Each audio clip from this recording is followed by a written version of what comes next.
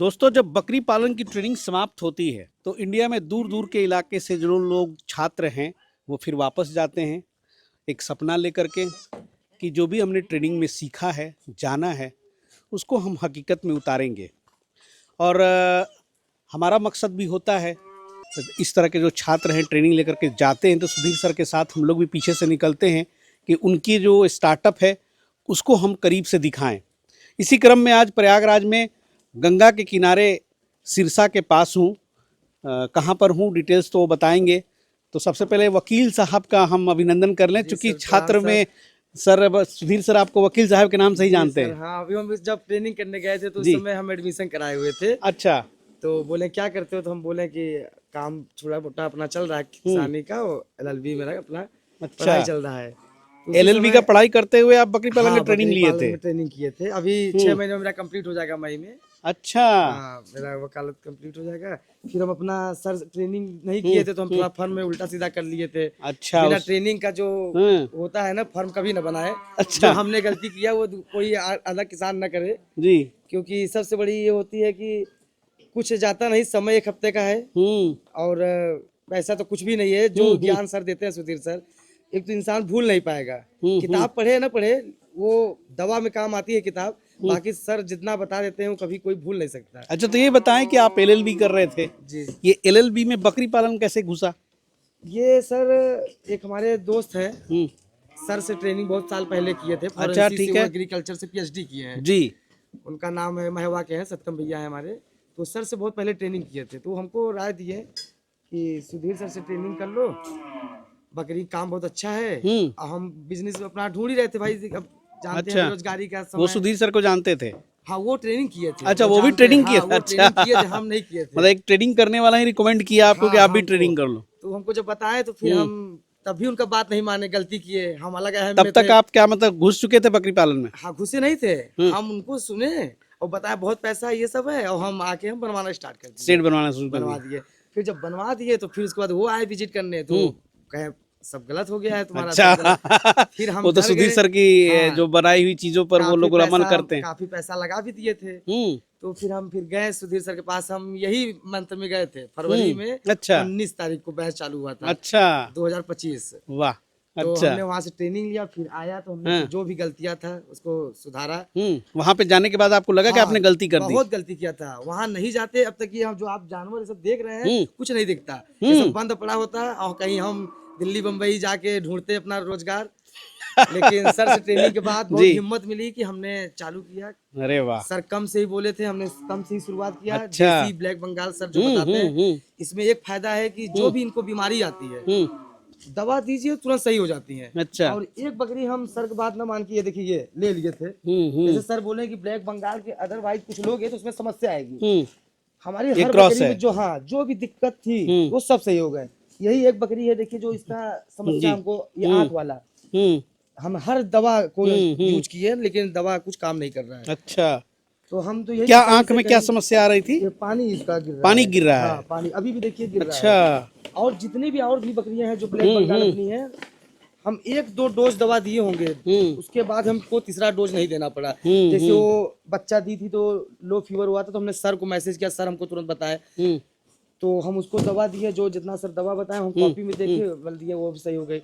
Doctor के यहाँ पे कोई एंट्री नहीं है, सर का आशीर्वाद है, सुधीर सर का, उनका बताया हुआ पढ़ाया हुआ हर एक चीज पे हम लोग अमल किए हैं। उसी हिसाब से हम लोग करें, वही दवा, बाकी दवा वो रखा है। बहुत बढ़िया, वो भी ठीक हो गई। दूसरा वो जो बच्चा दी जी, वो एकदम। चलिए, आज जो बचा कुचा बच गया है, सुधीर सर आपके फार्म पे आए हैं, तो वो भी ठीक हो जाएगा। हम सौभाग्यशाली है जो सर इतने दूर से आए हैं।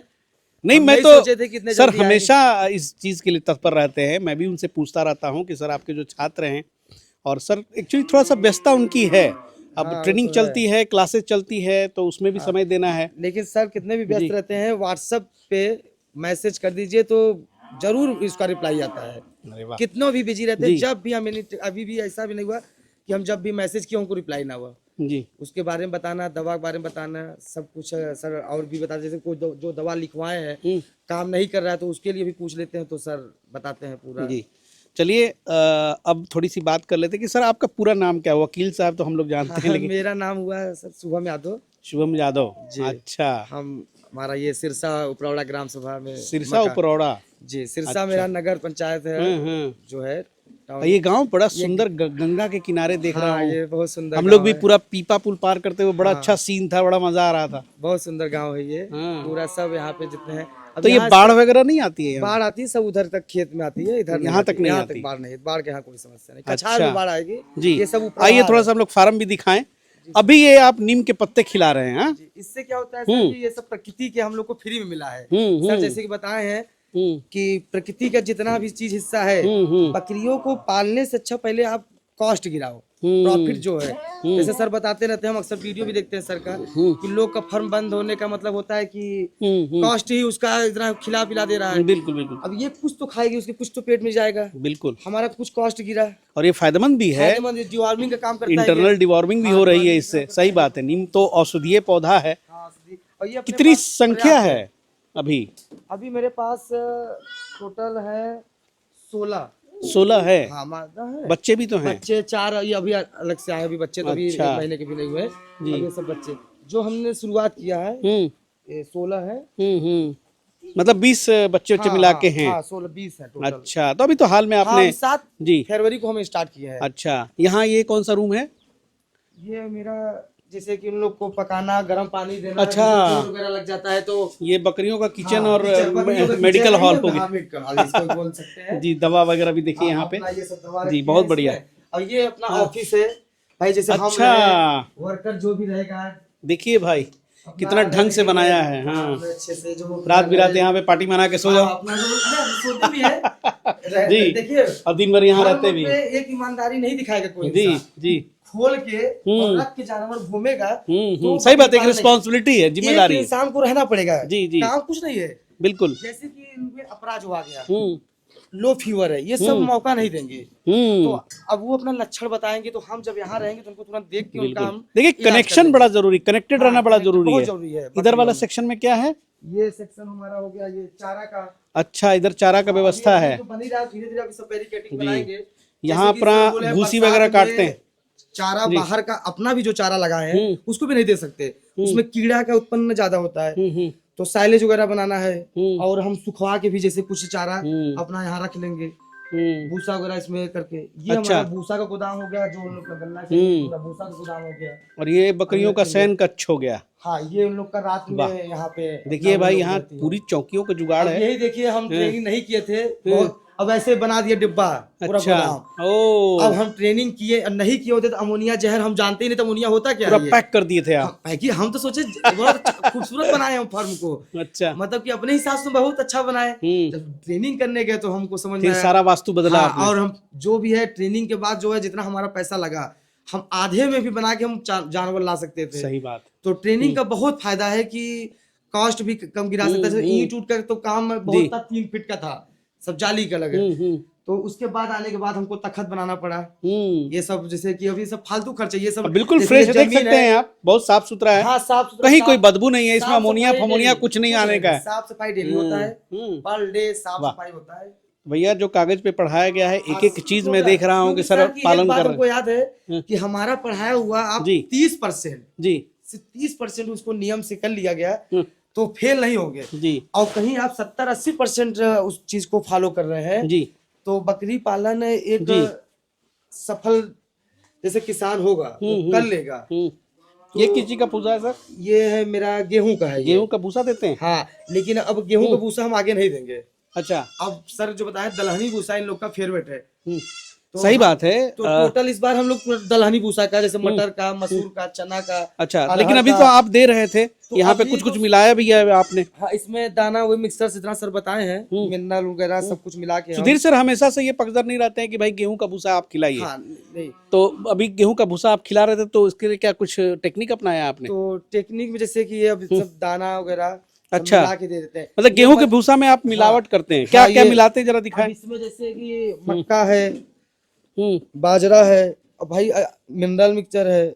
अच्छी बात है। यानी कि भाई जहाँ पे दलहनी नहीं होती है, जैसे गेहूं का भूसा जो खिलाते हैं तो इस हिसाब से खिलाएं। तो जरा सा सर से पूछेंगे कि गेहूं का भूसा जो है कैसे बनाते हैं। इसमें सर बहुत कुछ बताए हैं। सोडा हुआ, ये खल हुआ, जो चीजें वो खल मिले, जैसे ठंडी है तो इसका खल चाहिए, सरसों का, अदर्स भी जैसे बहुत से खल आती है, 4-5 सोयाबीन का खल है, तो खल भी अभी हम अच्छा, इसमें ये बहुत सब ट्रेनिंग में बताएगा हाँ, सब बता अभी हम टोटल सर के बताने के हिसाब से अभी हम कहते रहे ना 30% चल रहे हैं। चलिए, अब बहुत धीरे बढ़िया। धीरे अब सर दोबारा कभी आएंगे हमारे फर्म पे जी तो हम कोशिश हमारा यही रहेगा कि 100% हम सर को जी जी वो जी, हिसाब से दिखाएं। बिल्कुल बिल्कुल बिल्कुल। चलिए, बहुत अच्छा लगा सर से मिल के, और स्वागत कर ले एक बार हम सुधीर सर का भी। सर नमस्कार, आइए सर स्क्रीन पे, अपने चेला के यहाँ आप विराजमान हैं। जी, वकील साहब बोल रहे थे सर, वाकई मतलब बहुत अच्छा लगता है कि जब आपके छात्र कुछ इस तरह से परफॉर्मेंस देते हैं। मुझे लगता है कि बहुत ही मेहनत भी कर रहे हैं और सारी चीज़ों को बड़ा अच्छा से मैनेज भी किया है। वास्तव में मैंने अच्छा किए हुए हैं, और जितना चीज़ इनको बताया गया है, कॉपी हमेशा रिवीजन करते रहते हैं, इसलिए इनको हमेशा सब याद है। तो अच्छा कर रहे हैं, तो जाहिर सी बात है, स्टार्टअप है, जरूर आगे जाएंगे। अच्छा सर, आप तो मना करते हैं कि गेहूं का भूसा में तो कुछ रहता नहीं है, काहे खिलाते हो क्या हमेशा छात्रों को, लेकिन यहाँ तक गेहूं का भूसा अभी खिलाते हुए इनको देखा हमने। बता रहे हैं, गेहूं का भूसा हम लास्ट ऑप्शन बताते हैं। सबसे अच्छा बताते हैं कि दलहनी भूसा होता है। दूसरा चीज होता है, यदि दलहनी भूसा किसी इलाका में न मिल रहा हो तो पैरा कुट्टी, यदि वो भी न मिल रहा हो तब गेहूं का भूसा, ऐसा बताते हैं। तो फिर हो सकता है कि अधिकांश लोगों के मन में आ रहा होगा कि भूसा तो भूसा होता है, चाहे दलहनी हो चाहे गेहूं का हो। हाँ, सही बात है कि नहीं, भूसा उतना चाहिए, ये मन में जो आएगा आपकी वीडियो देखते हैं वो उसमें तो हमेशा आप कहते रहते हैं। वहाँ पर काफी अंतर है। गेहूं का भूसा यदि दीजिएगा तो आपको अच्छा रिजल्ट नहीं मिलेगा जब तक कि कुछ उसमें अलग से आप जैसे कि नहीं इन्होंने दीजिएगा। मिलाया है। हाँ, कारण उसमें क्या है, गेहूं का भूसा जो भी चीज है उसमें कोई भी पौष्टिक तत्व नहीं पाया जाता है। 5 चीज होता है जो बकरियों को चाहे, इंसान को भी चाहिए, बिल्कुल। Carbohydrate, protein, fat, vitamin and minerals, यही 5 तत्व होता है जो किसी भी सजीव को चाहिए।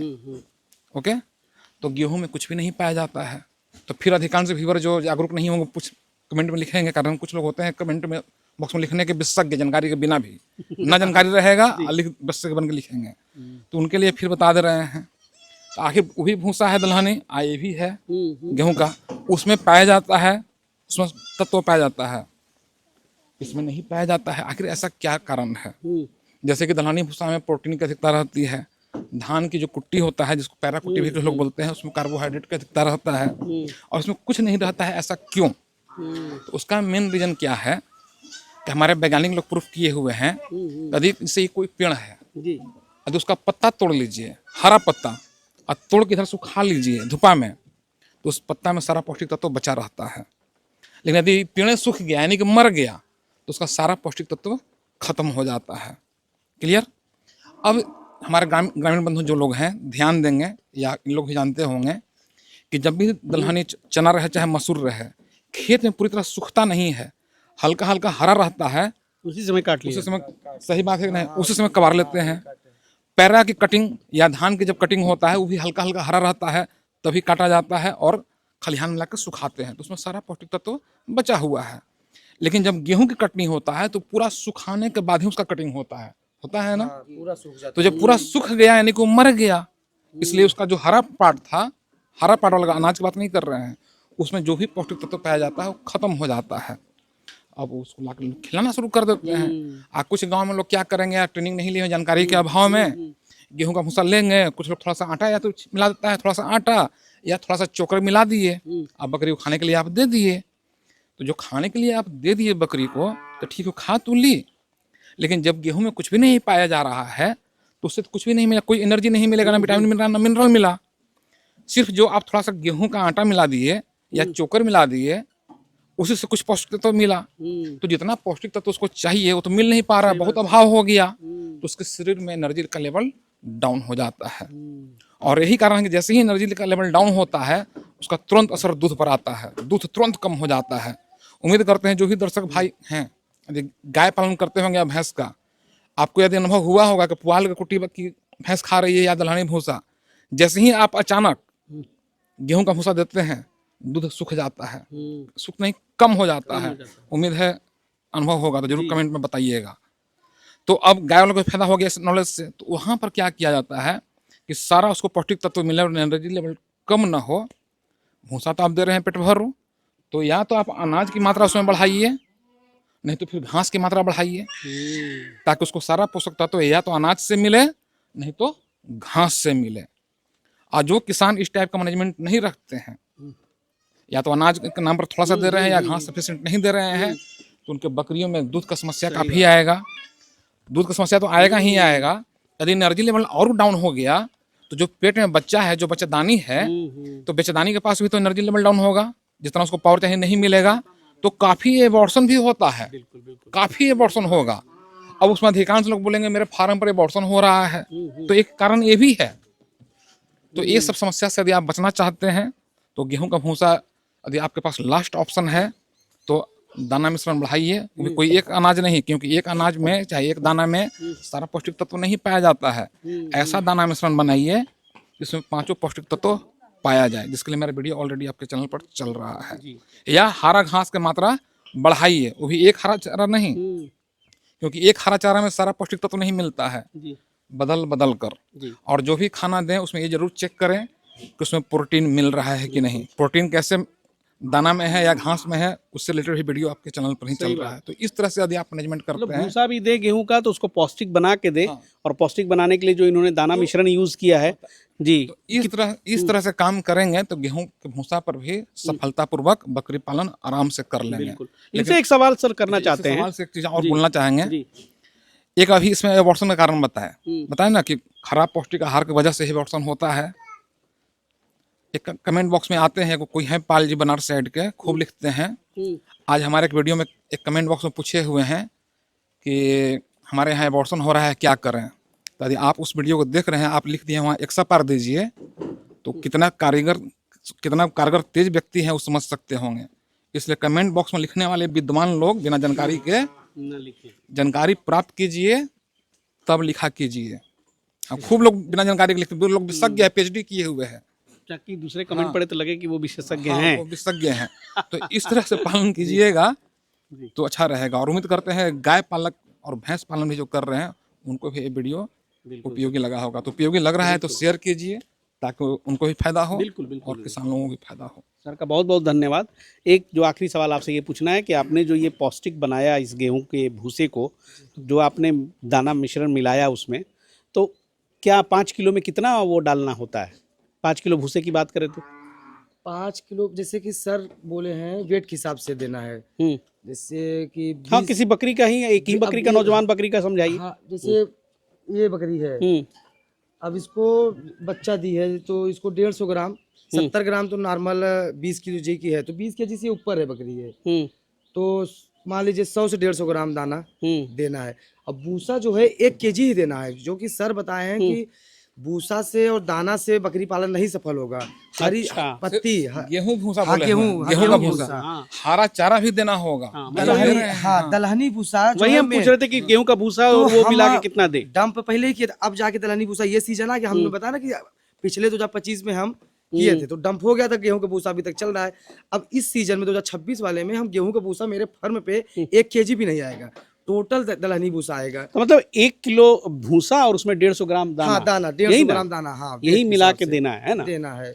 उसमें पूरा मिक्सर, जैसे मिनरल सर 6-7 चीज लिखवाए हैं, उसमें से पूरा मिला के 1 कुंटल पूरा बनाते हैं। बहुत बढ़िया। उसी हिसाब से तो जितनी बकरियां हैं आप कैलकुलेट कर ले और उसी हिसाब से अपना तैयार कर ले। चलिए, एक बहुत अच्छा इन्फॉर्मेशन यहाँ आने के बाद मिला। जैसे कि बड़ी बकरी है, छोटी बकरी है, जैसे हमसे भी ये गलती हुई है, इसको बैरिकेटिंग बनाना है क्योंकि ज्यादा खा लेंगे वो। अच्छा, तो जैसे बड़ी बकरी है तो उसको बैरिकेटिंग देना है, मतलब थोड़ा कैटेगराइज करेंगे आप। एक ही बार छूट जाता है तो वो ज्यादा खा लेगी, तो ज्यादा नहीं देना है, कम भी नहीं देना है। सर जो बताया है आपका स्टार्टअप है, कम है, और धीरे धीरे आप सुधार ही रहे हैं। देखिए भाई, ऊपर जरा दिखाइएगा, देखिए ये सुधीर सर का जो ट्रेनिंग का नतीजा है। ये भी चीज बताया गया है, ट्रेनिंग के बाद सुधार किए हैं।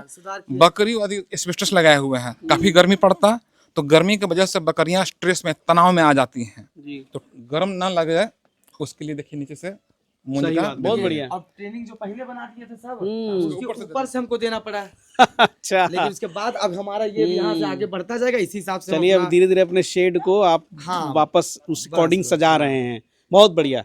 चलिए सर, और मिलकर बहुत अच्छा लगा। आगे और बढ़े आप, यही शुभकामना है ना। सर का आशीर्वाद है जी, तो हमेशा हम कोशिश करेंगे कि सर का यहाँ नाम, जैसे कि देखिए ये हमारे दोस्त है, अच्छा ये इनका फार्म बन रहा है, जी, इनका फार्म। अच्छा गेहूं का भूसा में थोड़ा सा एक और किदमंती दूर करवा देते हैं। जो लोग गेहूं का भूसा खिलाते हैं, जिनके यहाँ गलत रिजल्ट आता है, दूध कम हो जाता है या अबॉर्शन होता है, तो गांव में लोग क्या बोलते हैं कि गेहूं का भूसा में बहुत गर्मी होता है, इसलिए दूध सुखा देती है, सूख जाता है अच्छा। और एबॉर्शन भी होता है। तो उम्मीद करते हैं आज आप जान गए होंगे कि गर्मी के कारण नहीं, उसमें कुछ नहीं है, शरीर में एनर्जी का लेवल डाउन हो जाता है, इस वजह से एबॉर्शन होता है। बिल्कुल तो ये सब भ्रांति दूर कीजिए और जहाँ जहाँ भी अंधविश्वासी लोग हैं उनको ये सब चीज जागरूक कीजिए ताकि समस्या ना आए।